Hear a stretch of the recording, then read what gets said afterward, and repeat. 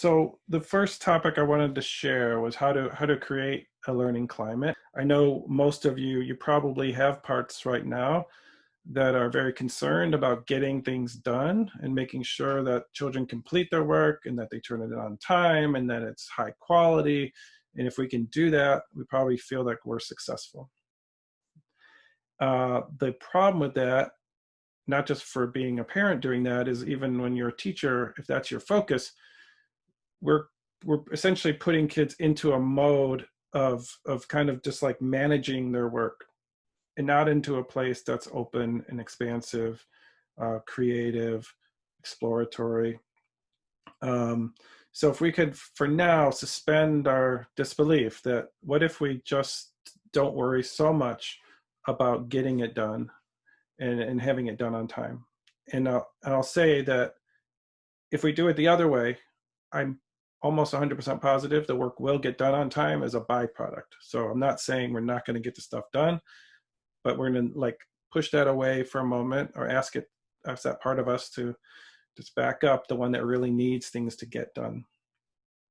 Um, so the first thing that we can do with our children is create a climate that supports curiosity. So how do we model curiosity? Whether your child is very young or in college, if they could see us being curious about things about the world, are we asking questions? Are we bringing up topics to each other? Are we talking about things we've read? Are we essentially posing questions about anything the children are interested in and really modeling what it means to be somebody who's curious and open? Um, how this works, I can give you an example that typically if parents do a lot of reading and parents like to write and children see us reading and we're reading to our children, it's pretty rare that a child would grow up not being literate. A child would typically learn to read and write almost naturally without even a lot of stress or big time teaching at home. So the same goes for being a learner. If children can see us as being learners, if they see us being engaged in topics, you're setting a climate for that at home. And when we model this kind of curiosity, we're kind of saying like your opinion matters, right? Like your ideas of how things work, I'm interested in. Like I want to hear how that works for you. Like when a child, even if a child tells you something that you may know is wrong. So say it's a younger child and they tell you, the common analogy I use is if a child says, well, I think butterflies, because they have wings, would be able to fly and then go in the water and swim with their butterfly wings. Now, that might be a preschool child that might say something like that. Now, you might say, oh, no, no, no, no, no, and we might shut that down. But what if we said, can you tell me more about that? Like, how would that work? And there might be a part of you that would say, why are we teaching children things that are inaccurate? And we're not really doing that. We're questioning, asking questions so that children can think about what they're thinking about, and they may come to the notion eventually that butterflies can't swim underwater. When we allow children to have what I'm talking about here is called cognitive autonomy, we're allowing children to have freedom to create their own theories about how things work and create their own understanding of how things work. That typically in the research has shown that when we allow children to come up with their own theories, it does actually lead to engagement into schoolwork more. They get more excited about learning. If we are constantly, if our parts are taking over and we might have parts that feel like we have to be right, you have to have the right answer, you have to write it a certain way, you have to have your work just a certain way. When we lead with these parts, we're not creating as much safety. And if children, probably the underlying message is they might feel that they're being judged because it's not right. And we know that when we feel judged, oftentimes our protectors come up to block. And when our protectors are up and we don't feel safe, oftentimes like the part of our brains that are really open to learning oftentimes shut down. So I want to propose an analogy here that if we think of ourselves as like we are the weather and our children are the barometers. The barometer is an instrument that measures the weight of the air, the atmospheric pressure. So as the atmospheric pressure changes, the mercury in the barometer changes to match the weight of the air, so it becomes equal. So you can see like, oh, this mercury is changing in relationship to how that pressure changes in the air. Well, if you think about it, our parts are like pressure in the air. Like you can feel pressure when you're a child and your mom or dad are upset with you. You can feel more expansiveness in the air when your parents are feeling more open and more in self. So one thing that I have noticed is when we see our children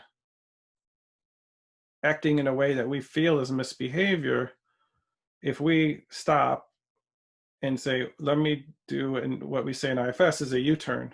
Let me look inside of myself and say, what part is up for me right now?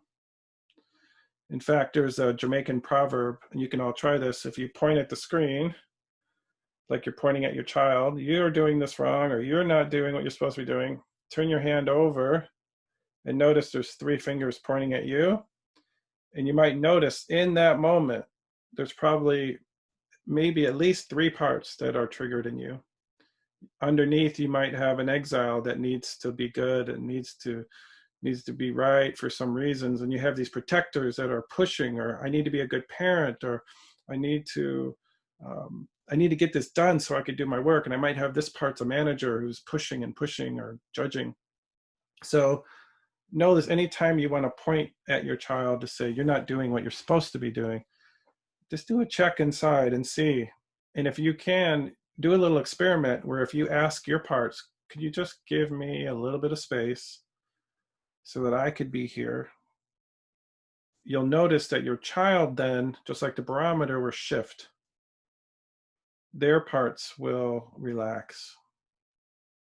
So when we are in self, they can be in self. And you'll see that. So one way I find out if my children, if I'm in self, how do I know if I'm in self? If you notice your children upset, the way they're reacting to you, the first thing I do is check.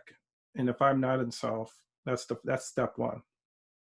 And I found almost consistently, if I can drop in, ask my parts to give me some space, even if I just pause and be quiet and slow things down, you'll see them shift with you. Once you start doing that and you create more space for your children, you become more curious, right? Curiosity is one of the big C's in self.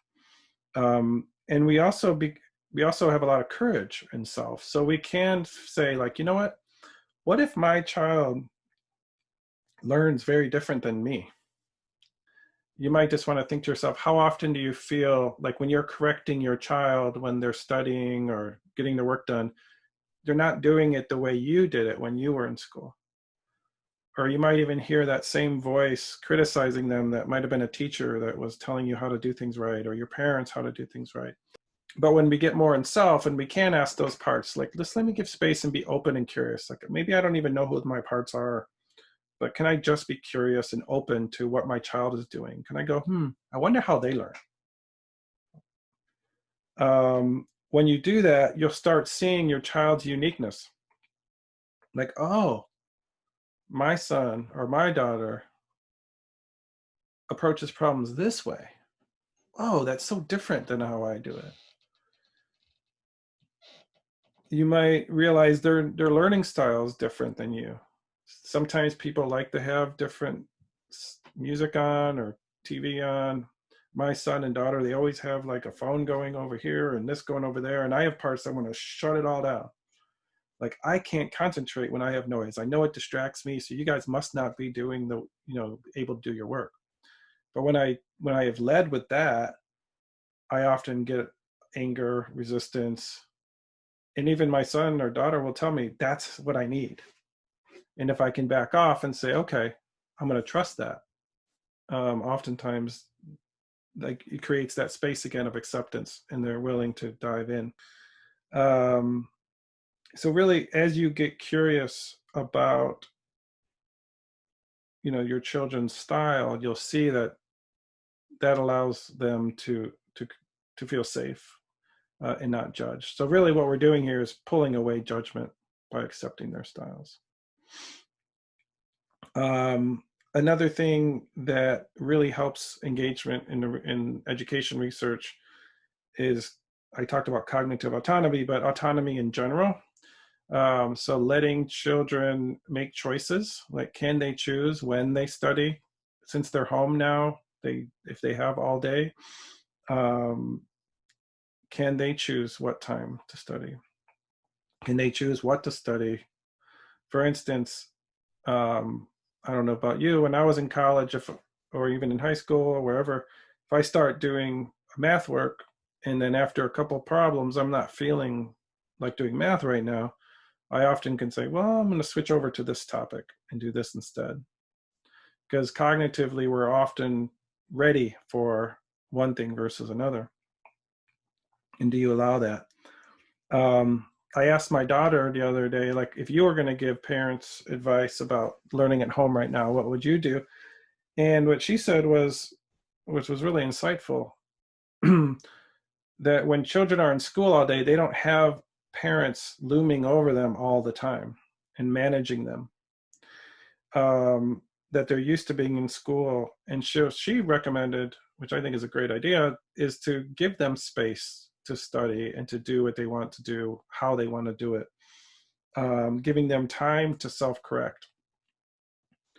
So for instance, you might, if we're managing them throughout the day, it's very different than what's happening at school. At school, they have to manage themselves.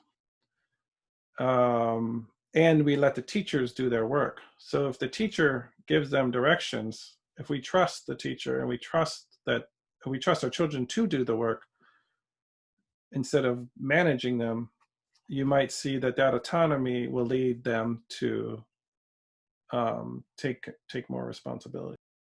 So as we do the Jamaican proverb, I have another 3 things that you can think about. Well, let me say, like, I use this a lot.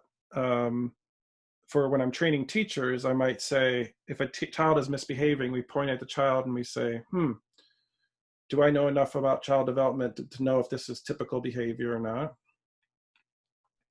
Is my curriculum engaging and stimulating enough that they're not just bored? And do I believe in them? And do I believe in what they can be? Am I showing them that I believe in them? And if you don't have those 3 things as a teacher, then you need to check yourself before we point at them. And now with our children, I might say, am I curious? Am I creating a safe learning environment? Am I promoting confidence? You might want to say, am I offering choices? Do they have a choice? Do they have any autonomy here, or are they being managed?